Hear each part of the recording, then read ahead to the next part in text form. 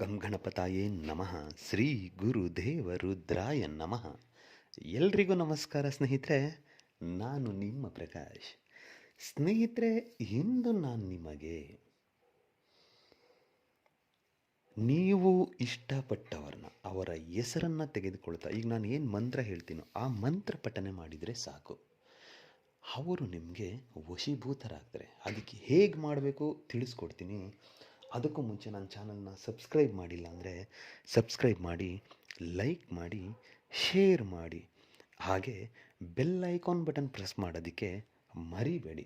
ಏಕೆ ಅಂದರೆ ಮುಂದೆ ನಾನು ಏನು ವೀಡಿಯೋಸ್ ಬಿಡ್ತೀನೋ ಅದೆಲ್ಲರಿಗಿಂತ ಮುಂಚೆ ನಿಮಗೆ ಬಂದು ಸೇರುತ್ತೆ. ಸ್ನೇಹಿತರೆ, ಬನ್ನಿ ಇದರ ವಿಧಿವಿಧಾನ ತಿಳ್ಕೊಳ್ಳೋಣ. ಇದನ್ನು ನೀವು ಮಂಗಳವಾರದ ದಿನ ಮಾಡಬೇಕಾಗತ್ತೆ. ಈ ಕ್ರಿಯೆಯನ್ನು ಮಾಡೋದಕ್ಕೆ ನಿಮಗೆ 5 ಲವಂಗ ಬೇಕಾಗುತ್ತೆ ಮತ್ತು ಅವರ ಹೆಸರು ಗೊತ್ತಿದ್ದರೆ ಸಾಕು.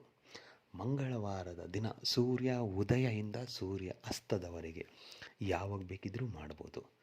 ದಿಕ್ಕು ಬಂದು ಉತ್ತರ ದಿಕ್ಕು. 5 ಲವಂಗ ನಿಮ್ಮ ಮುಂದೆ ಇಟ್ಕೊಳ್ಳಿ. ಸ್ನಾನ ಎಲ್ಲ ಮಾಡಿ ಪೂಜೆ ಪುನಸ್ಕಾರ ಮುಗಿಸಿದ ಮೇಲೆ ಉತ್ತರ ದಿಕ್ಕಿಗೆ ಮುಖ ಮಾಡಿ ಕುಳಿತುಕೊಳ್ಳಿ. ಸ್ನೇಹಿತರೆ, ಈ ಕ್ರಿಯೆ ಮಾಡುವಾಗ ಯಾರಿಗೂ ಹೇಳಬೇಡಿ, ಯಾರೂ ನೋಡಬಾರ್ದು. ಈ ಎರಡನೆಯದು, ಆ ಕ್ರಿಯೆ ಮಾಡಿದ ದಿನ ಮದ್ಯಪಾನ ಇಲ್ಲವೇ ಮಾಂಸಾಹಾರ ಮಾಡಬಾರ್ದು.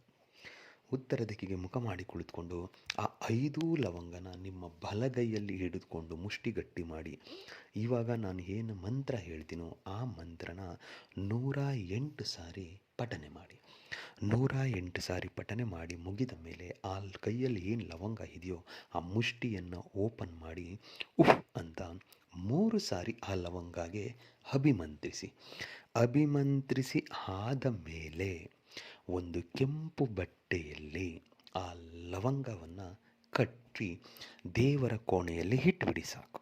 ಆಮೇಲೆ ನೋಡಿ, ನಿಮಗೆ ಗೊತ್ತಿಲ್ಲದೆ ಚಮತ್ಕಾರಗಳು ನಡೆಯೋದಕ್ಕೆ ಸ್ಟಾರ್ಟ್ ಆಗುತ್ತೆ. ನಿಮಗೆ ಅವರೇ ನಿಮ್ಮ ಮೇಲೆ ಬಿದ್ದು ಮಾತಾಡಿಸೋದು, ನನಗೆ ನೀವು ಬೇಕು ಅಂತ ಹೇಳೋದು ಎಲ್ಲ ಸ್ಟಾರ್ಟ್ ಆಗ್ತಾ ಹೋಗುತ್ತೆ. ಅದಕ್ಕೆ ಮಂತ್ರ ಹೀಗಿದೆ: ಓಂ ಕ್ಲೀಂ ಕೃಷ್ಣಾಯೇ ಆಕರ್ಷಯೇ ಮಂ ಹಮ್ಮುಖಿ ದೇಹಿ ಭವಂತು. ಮಂತ್ರ ಇನ್ನೊಮ್ಮೆ ಹೇಳ್ತೀನಿ ನೋಡಿ ಸ್ನೇಹಿತರೆ. ಓಂ ಕ್ಲೀಂ ಕೃಷ್ಣಾಯೇ ಆಕರ್ಷಯೇ ಮಂ ಹಮ್ಮುಖಿ ದೇಹಿ ಭವಂತು. ಇದನ್ನು ಕರೆಕ್ಟಾಗಿ ನೀವು ಮಾಡಿದ್ದೆ ಆದಲ್ಲಿ ಖಂಡಿತ ನಿಮಗೆ ರಿಸಲ್ಟ್ ಸಿಕ್ಕೇ ಸಿಗುತ್ತೆ.